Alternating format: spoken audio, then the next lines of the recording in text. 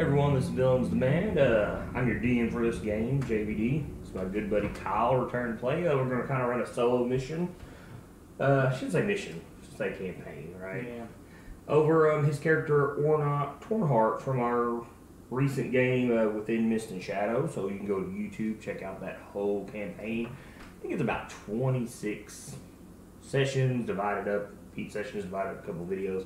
We got a really good blooper reel on there. Yeah. You're full of it on there.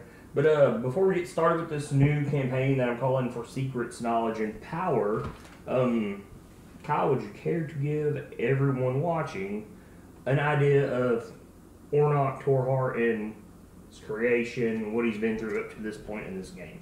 All right. Well, basically, the beginning of his life happened.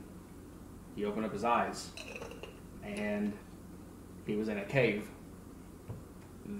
He has no recollection, no memory of anything of what's going on. There's a few simple things sitting there, a spear, some robes. He comes out of the cave. He has no idea where to go. He finds a couple people wandering the road. They attack him. They were bandits. While he was being attacked, he throws his hands up to defend himself, sets them on fire with fire coming out of his hands. He figures out he has magical powers. He finds himself coming into town, looking for work. You know, by this time, he's killed a few other people. He's actually stolen one of their identities, the identity being Oronok Torn-Heart. He tries to find work with Deadeye Pearson, goes on a couple adventures for them. He lusts for power very hard. That's something that's always driven him. He finds out about gods, about undeath.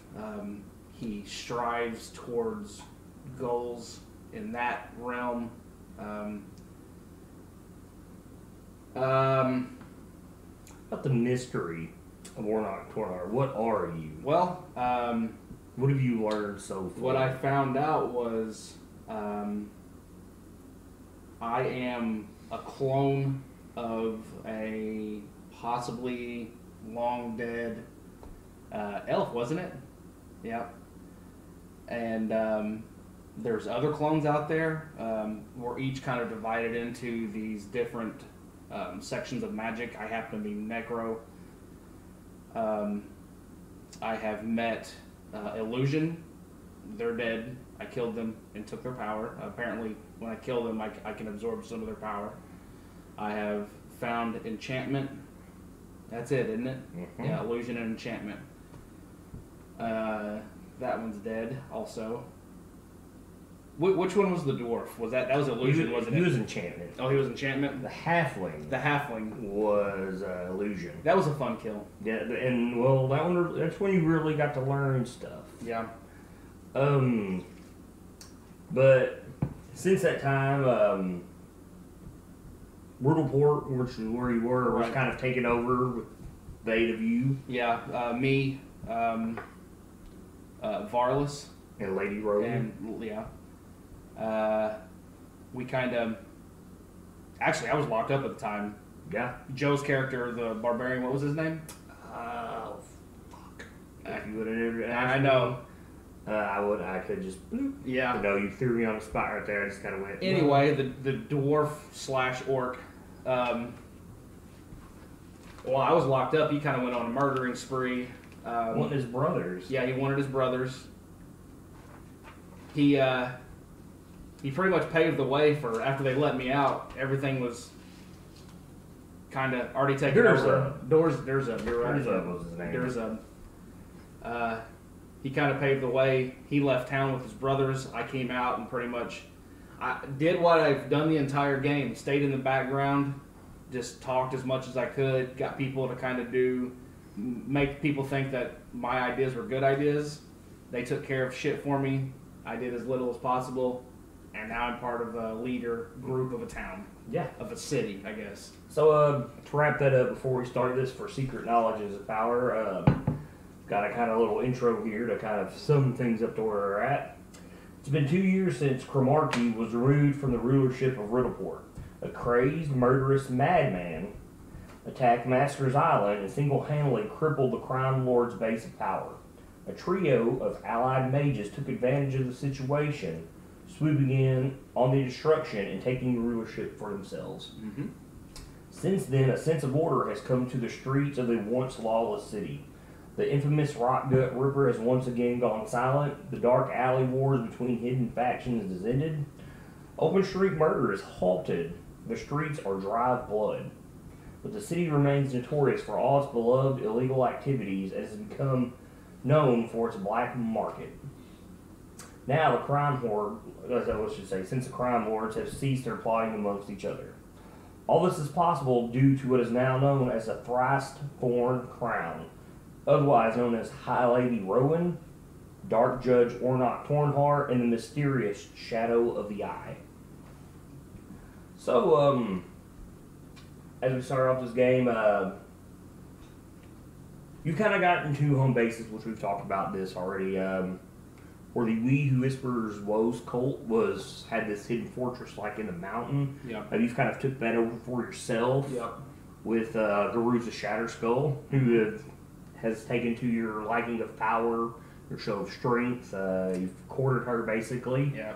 I've taken a liking to her strength also. I bet, yeah. Yeah, you should say there that probably these first 3 years of your life, life has been pretty go, go, go, go. Oh, yeah. Also, during Within Mist and Shadows, there was this assassin that worked for Varlos called Spider. Mm-hmm. And he was this mutated abomination. You found out where his lair was, and you've taken that lair and created a lab for your undead studies and experiments and whatnot. Yep. To my knowledge, the only people that know about this is this small group, your entourage of goblins you got, that you had met earlier in your life. They kind of follow you around wherever. They know where both these are. Garuza Shatterskull and Professor Grawl. Yeah, Grawl. The one man who's pointed you in the direction of what you may be knows about these places. I get the feeling he likes to just kind of feed me little breadcrumbs to follow and then just watch destruction go. Well, I think he's interested in that. He's hundreds of miles away, so Right. maybe time will tell. But this day you're in your lab working on your experiments, and your head goblin, Gnarlroot,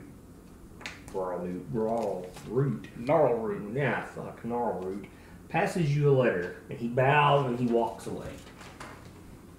You care to read that?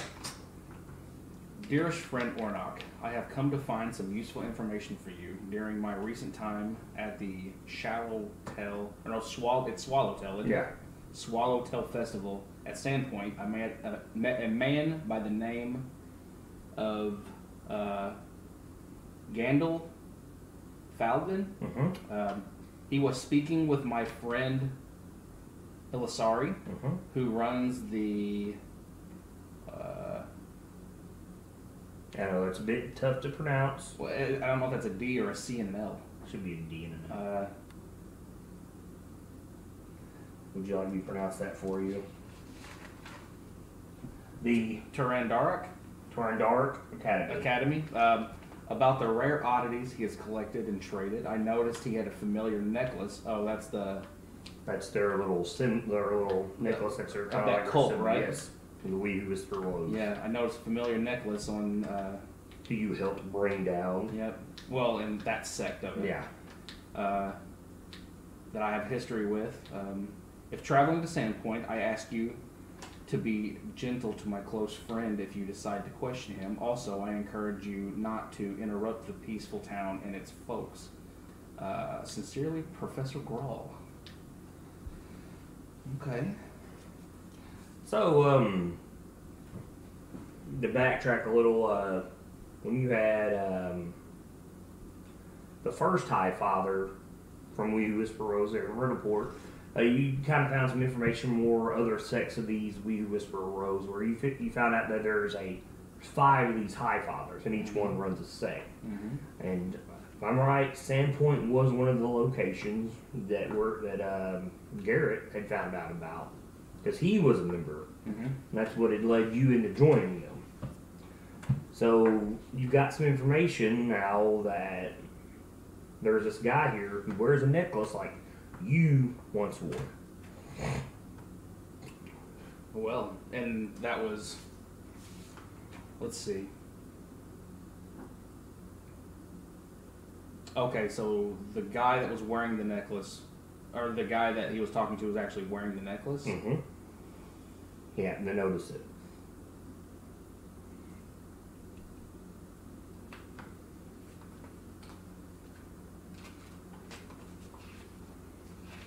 Well, I guess I'm going to be heading to Sandpoint then. Alright, so Sandpoint is where you're going to head, correct? Yes.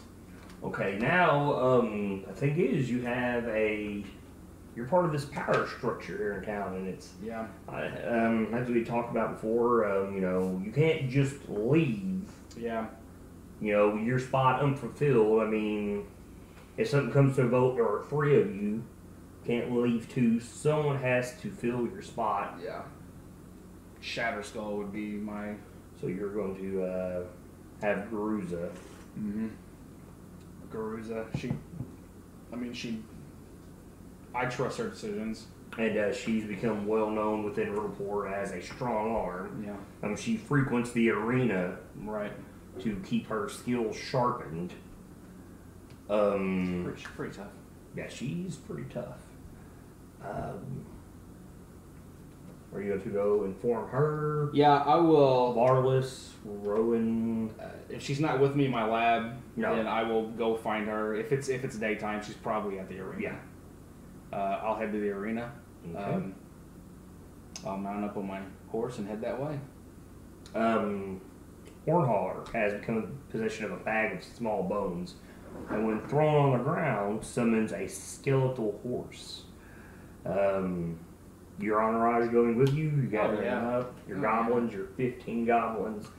As you travel through town, you become well beloved in Riddleport because you are the face of justice in this town, whether it be harsh, Sometimes you got to.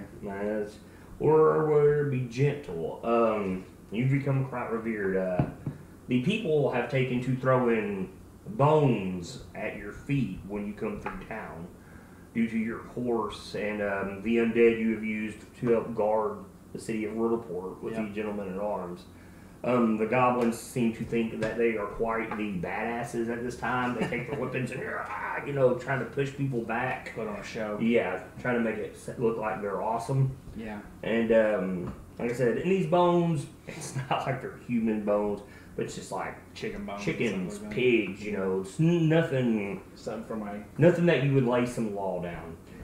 And this is where you've kind of got your name, the Dark Judge, from. You travel to the arena as usual. It's a packed place. Riddleport being a harbor town, you get a lot of import, export, also black market. A lot of people come here to make coin, to get their thirst for blood and violence. And she's well known in the arena. I won't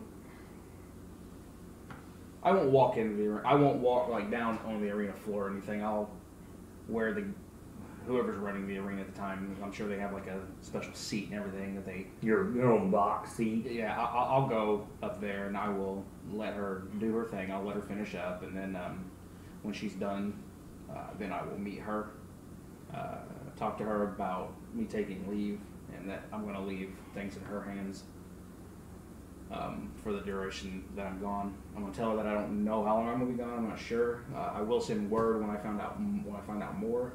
I'm not expecting to be gone more than a week at this time. It'll take you a couple days to go there by boat if you take the boat. Yeah. So. Well, a couple of days there, a couple of days back. Right now, I don't expect anything more than talking. Mm-hmm. So I'll tell her a week and a half at most is what I'm expecting at the moment. Okay. But I'll send word if anything. So you're just going to investigate. Uh-huh. So she's fine with that.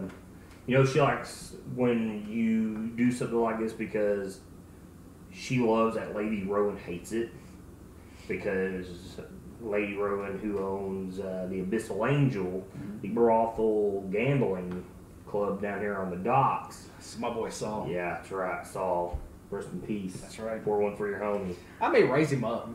After 2 years? Yeah, why not? I don't know. Why don't you just resurrect him? Just a skeleton. I could. Eventually. I could. So actually, I think I can now, as 10th level. Well, Not 100%. Well, I know there's a spell like within if it's within a minute, you can bring them back. Yeah. But you know that she loves because Lady Rowan sees her as nothing more than a barbaric brute, not fit to run this city. Yeah. You personally know Varlas is okay with it. He's very. He doesn't care a whole lot. No. He just likes the fact that he has say. He doesn't really care to flex his muscles a whole lot. He kind of relies on me to do that.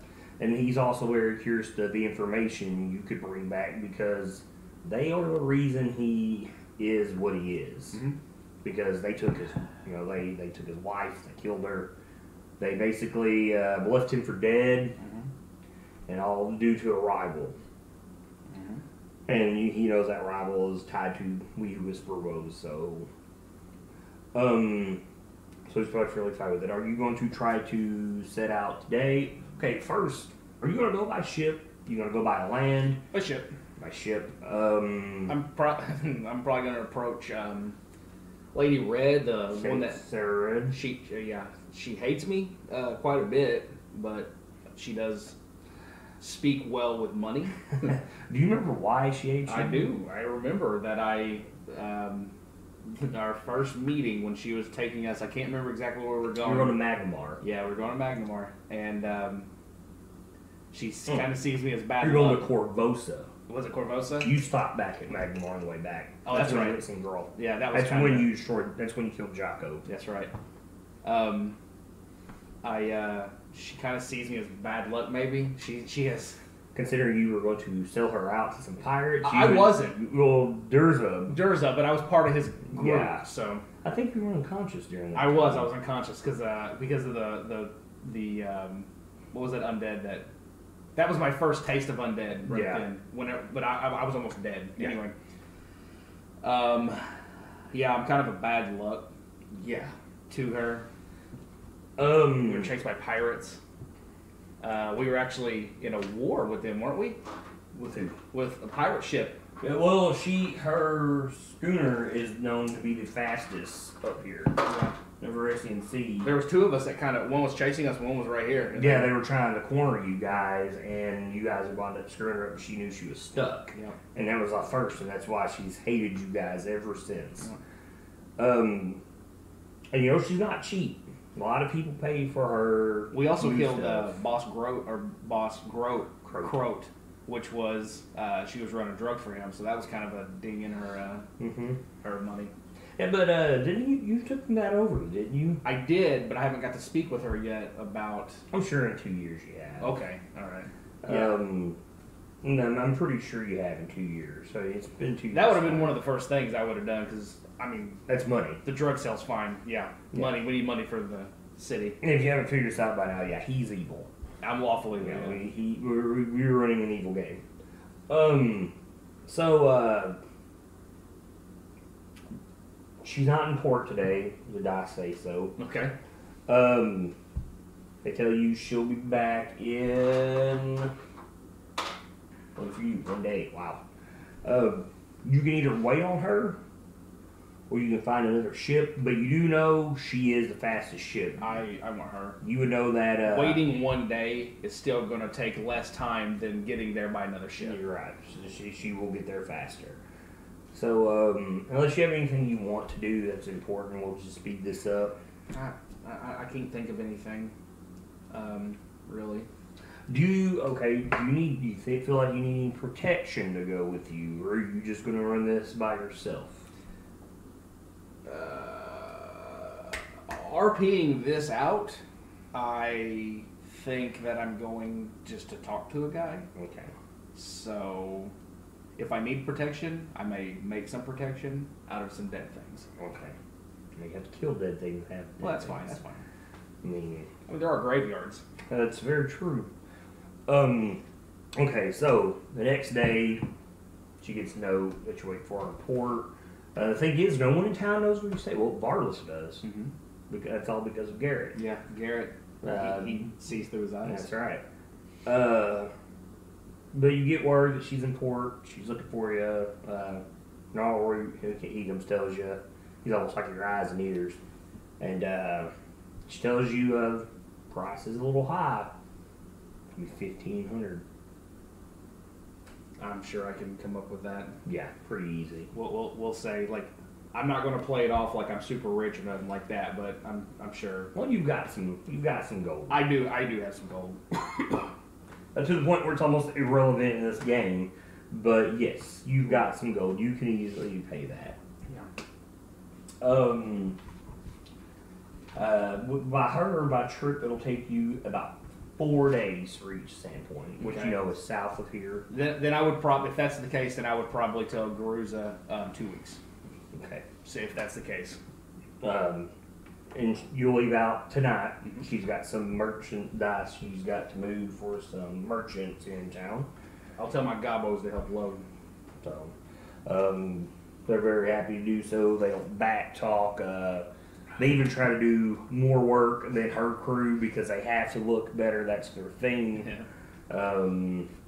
And goblins are pretty crafty. So They are. They're little shitheads, but yeah, they're little shitheads for sure. So that night you leave. She's got a crew of 7, right? I asked her if she wants me to bring a couple of goblins with us. She may not, honestly. No, filthy things like that. That's what I figured. I didn't. But you're paying her. It's completely on you. No, I was going to do it if it would make her feel better about a little extra. Protection on a ship. Well, yeah. After the last time. Yeah. Um, They can pretty much. I mean, your guys can handle all the sailing, and I can station three of them around or something. She gives you a big hearty laugh. She's like, this time, I have a Lord of Riddleport with me. It'd be much easier to sell you to get away. I laugh and I tell her that's true. So, if anything, you're at my mercy this time. That's true. Tell her that's the reason I like her. I pat her on the back. She kind of gives you a dirty look when you do that. Not fond of the touching. So, you head off to Sandpoint. Is there any type of conversation you want to have with her? Oh, yeah, there you go. Hey, look, Ava got tight. There she is. Oh, wow. I don't know. I mean, I'll talk to her about like, you know, how are the let's see, who took over for Crow? You basically. Yeah. Well, I mean, that was Doors of Designs. That's very true. I mean, he even took part of his dealer that was in Roderick's Cove out. Yep. I'll ask her if she's heard any word about other, I don't know, small talk about the trade, stuff like that. If there's any anything that she's heard that maybe we can capitalize on, other people that we could be maybe talking to in other spots, maybe a little more cash flow for her in the city. I try to talk business with her, stuff like that. Well, because I know that's kind of what makes her happy is money. Yeah, gold makes her happy. Well, literally, I mean, you run the drug market now, and your drugs basically are shipped to anywhere between Sandpoint, Magmar, Corvosa. So, I mean, you have a good market going on. The only thing you could do to bump up your business is if you really wanted to step into Magmar and Corvosa and start throwing muscle around. That's something I may be able to do. Maybe some spells. Yeah. But, here's the thing. Those towns are way bigger than Riddleport. Very true. So you have multiple competition in each town. Yeah. And also, you do know in Corvosa, there is a sect in Corvosa. Yeah. So... I tell her that's something I can look into in the future. So once we grow a little bit. She's like, it's going to take more than a little growing. Yeah. Cool.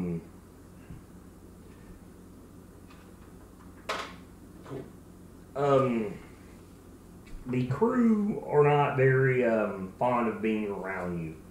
because Is it the same crew as that was with her last time? no, some of those guys died. That's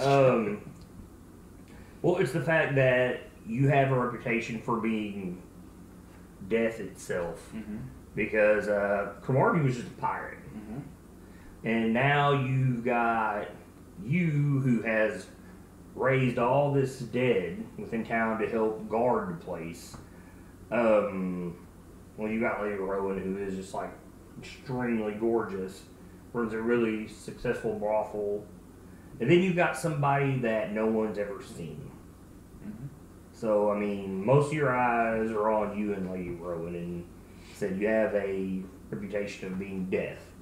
So, a lot of these guys, you kind of hear them whisper that they feel that you're more of a curse being on the ship with them than anything. Also, the only red mark against Sarah Red in her years of sailing, you were there. Yep. So, second day rolls around. It's about noon. The water starts to churn and boil around you. Okay. And she tells you to hold on to something. And I mean, literally, the ship is just rocking back. It's almost as if you're in a storm out on sea, but there's no storm. Clear day. I I mean, I'll brace myself. I'll you hold on to something. yeah, like ropes or something like that, and I'll just. Well, they're on the mast, whatnot, Yeah. and she asked you because you deal with magic and whatnot. If you know what would cause this, here are the last couple of weeks this has been going on. It's just the the sea will boil and roll.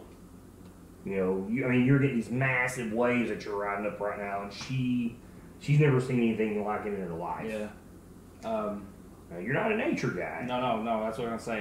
You're the complete opposite. Yeah, I have no idea what would cause anything like this. And she says she's talked to other people in ports that's come through this sea, going to Riddleport or south of Riddleport, and this has happened to them. Not always in the same spot.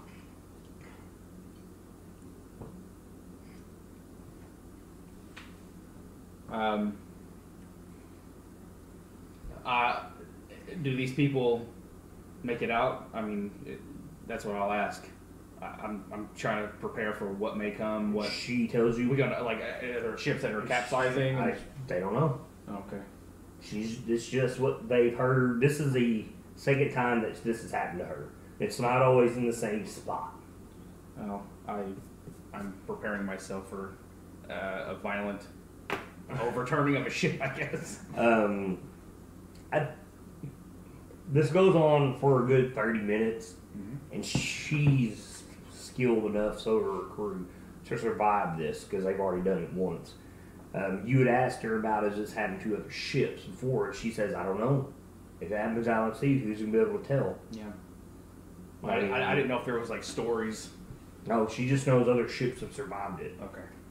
Now, like I said, other ships that haven't survived it, how would you know out in the middle of the ocean? Yeah.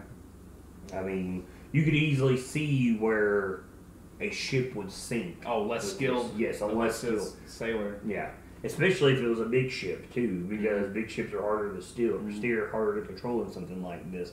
But I mean, you're getting covered in salt water. I mean, it's pretty rough. But within 30 minutes, you can't tell if you either made it out of it or if it's just stopped. Yeah. But you can tell the crew and her are pretty spooked about it. Well, that makes me uneasy. I'm not a ship guy. Yeah, this is like literally probably 3 times in game, and this will be your 3rd time on a ship. Yeah. So if somebody that's accustomed to the sea and ships and everything is spooked, then that worries me. Yeah. Not too long after this, roll me a perception.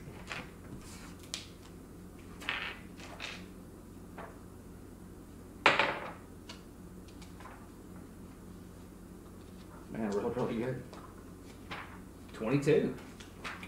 Yeah, you might be pretty good. That may be the first time I ever rolled a good perception with Oronok. With this game, yeah, because Oronok's missing an eye. He's burned up in the face. Actually, you're kind of burned up in a lot of spots. I am now, yeah. My armor and my robes and things cover most of it. I wear a glove on my burnt up hand. You see this, but just barely.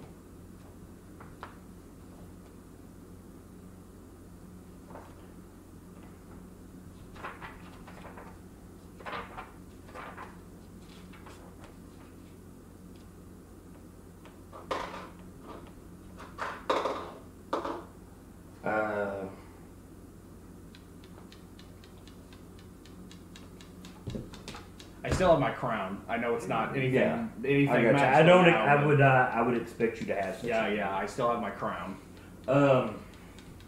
You've probably been out of this for about 20 seconds, and here from the side of the boat, you see this giant clawed green hand come up And just on grab the one. sign. Go ahead, roll me initiative. Okay. Oh shit. I'm pretty sure you're gonna have the initiative. I don't know, 13. Yeah, for sure. But it's a good thing about just me and you. I can just write 1 and 2. Yeah. It should never go no further than Yeah. that. You have the initiative. You see this thing. Zor, do you think Oronok's ever encountered a troll? Because I can think nowhere within Mist and Shadows you ever fought a troll. No trolls in there, and before then, if I would have encountered a troll, it would have ate me. Honestly, Okay. I wouldn't have been powerful enough to survive. So Well, no. You see one crawl over here, and it's got seaweed stuck to it, some barnacles, Okay. and it's climbing over the rail, and the crew starts screaming, scrag, scrag, and they're pointing it out. And you see them, she starts yelling for them to go below deck. Okay. Well, from the way they're acting, I'm assuming this is really bad. Yeah. You have the initiative. All right.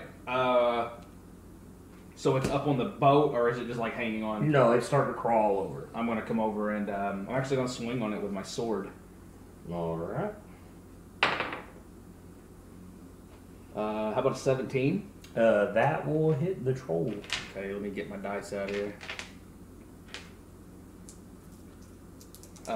Like normal, I'm gonna be using it's like a fiery blade. Okay, so you're bursting the flame. I pretty much always will have that on unless I'm fighting like a fire elemental or something.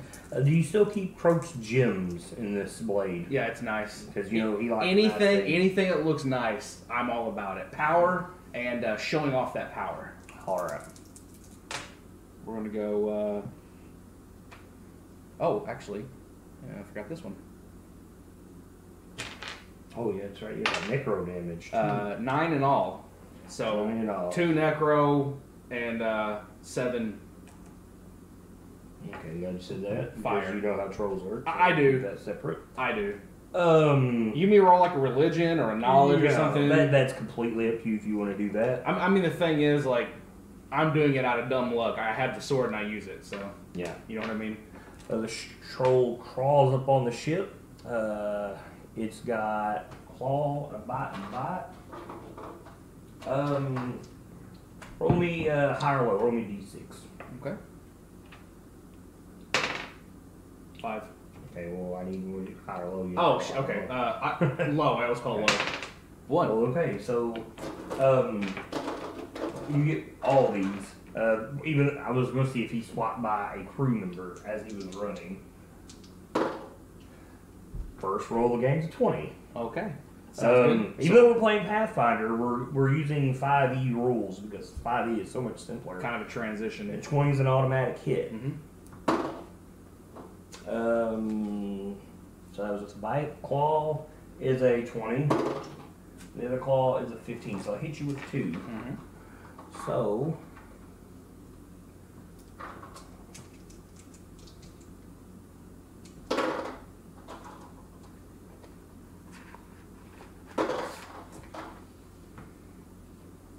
$19 points of damage. You see some of the wounds on this troll start to heal up. Okay. She pulls out a crossbow and fires. Oh, no. I forgot she told me this. Roll me a perception as this troll's in your way. 15. It's good enough to see it.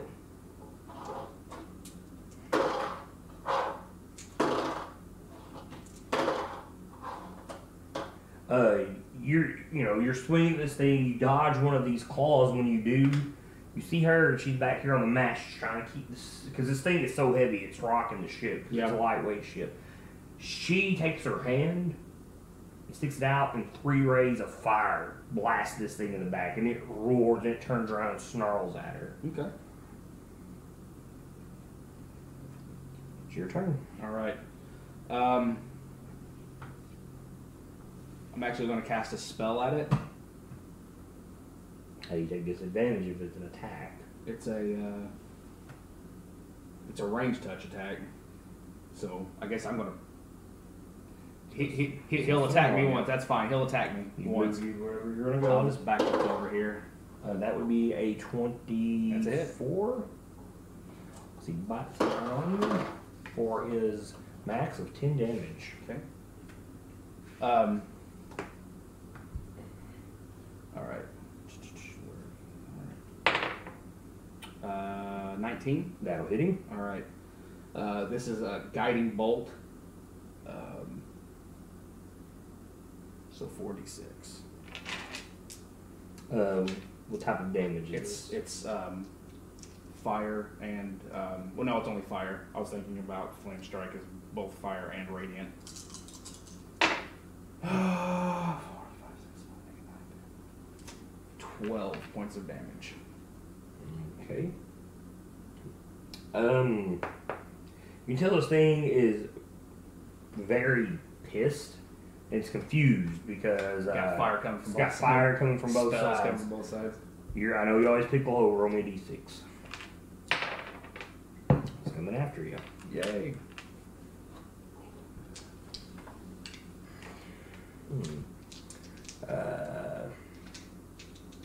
Bite, claw.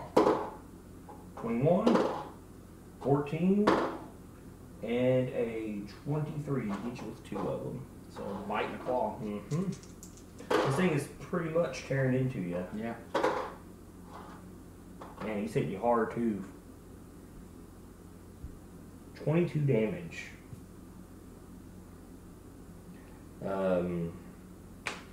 She pulls out her hand crossbow and takes a shot at it.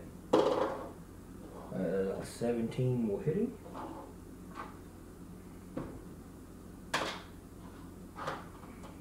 You got a 4, 5. For another 16 points of damage to him. Okay. You can go ahead and go.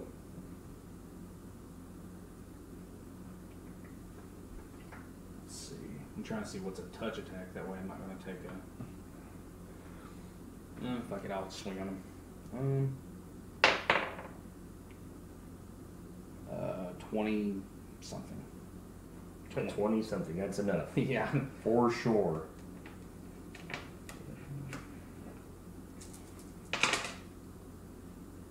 Give me all that separate your fire and stuff. 7 So then is fire, and then 8 extra on top of that is necro. So 7 fire, 8 on the necro. Got on his turn. You see some of these wounds start to heal up on him.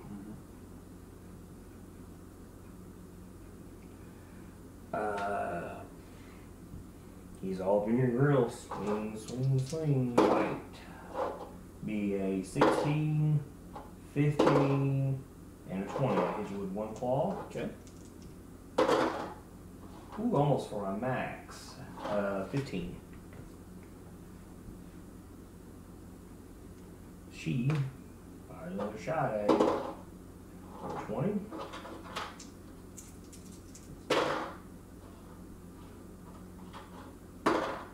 She hits him for 20.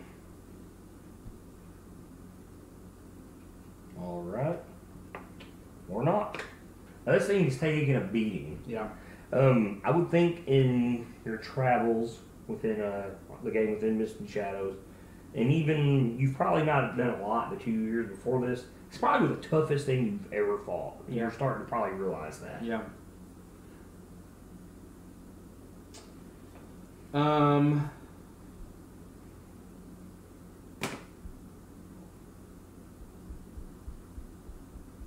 Let's see. How does it work? If I'm going to cast a touch spell, is that like I'm? Is that It's an like attack. Okay. We won't even worry about any of that. Okay. So I got that. Oh, its range is within disadvantage inside, so yes. You can just, if it's touch, you just go ahead and hit him. Okay. Should be enough. 20 something also. Yeah. I'm hurting a little bit. So, let's see, I need 3, 4, 5 d6. So that's going to be one of these. So, inflict wounds is what you're taking? No. Vampiric touch on you're hitting him. Okay. on the yeah. Alright.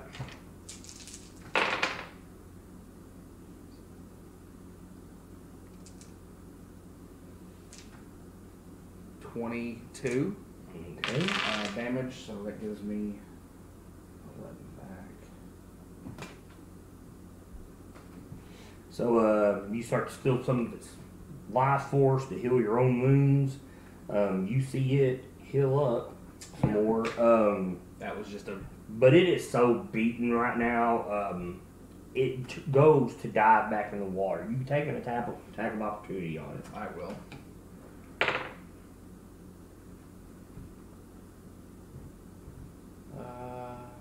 20? Yeah. Okay. It's gonna be just sword.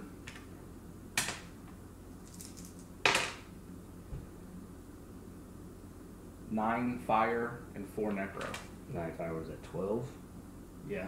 Okay. As this thing goes to jump, you just upper hand with your falchion and take this thing's head off and it into the water. She doesn't even bother to come ask you if you're alright. She was like, it's like you took a meeting and scrags are pretty nasty. I have to agree with you, madam. They hurt. She's like, no one's talking about seeing scrags with all this water churning and whatnot. I would assume the ones that did meet them are dead. She's like, maybe we should be a little bit more cautious. Yeah. And you hear her, she stomps her foot 3 times up there, and the men come out and they're armed. Yeah. And they've got swords and crossbows. So you fought a scrag for the first time. What do you think about that?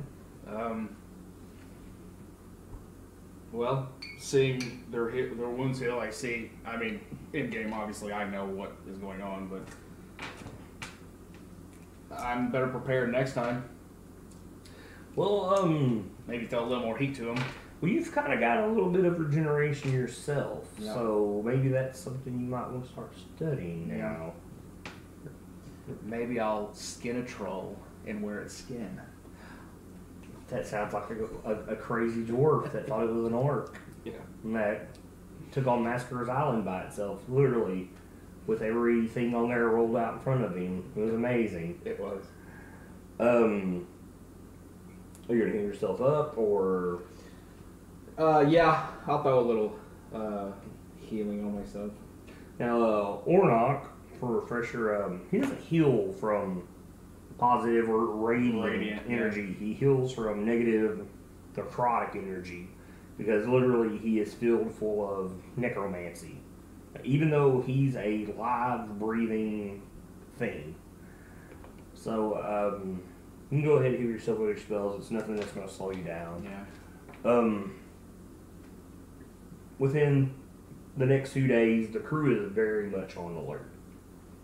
But there's no more scrags. There's no more trouble as you pull up the sand point. Okay. At Sandpoint, even from the distance, man, the crow's nest, when he points out Sandpoint, from a distance you can see there's a large broken tower. And even though you've been to Corvosa, this tower is larger than anything you have ever laid eyes on. It's a good 750 foot in the air. I mean, it's wider than this ship easily. 750 foot, that's huge. Yeah. I mean, it's easily 70, 80 foot round. I mean, this thing is massive. What your home is compared to you size-wise, that looks like size-wise it'd be compared for this troll width-wise. I mean, it is massive. Yeah. And it tells the old light. Well, we'll be in Sandpoint within an hour. Well, I read it myself. I actually tried to kind of make myself look very presentable, very nice. Well, you're clean. Yeah, that's what I'm saying. Like, I'll try to Scrub the blood out of your clothes. Yeah. Okay, so you're a fancy guy. Mm-hmm. Do you wear fancy garments over your armor? You have like a fancy cloak. The way I see it is, I try to keep my armor very polished, and then have you ever seen like a tabard almost, where it's just like a long piece of cloth with your head cut out, you just like lay it over you. Mm-hmm. I imagine myself with something like that. Like priest wears. Kind of, and I just have like my belt fastened around it, so it's not just all flopping around in the wind. Okay. And underneath, I would imagine like a silk robe almost. Okay. With like maybe a hood I could pull up. Okay, so you're putting all this on right now, polishing up your crown. Yep. The jewels on your scimitar. Scimitar, you use a falchion. Yeah. Use it. And you pull up to the port of Sandpoint.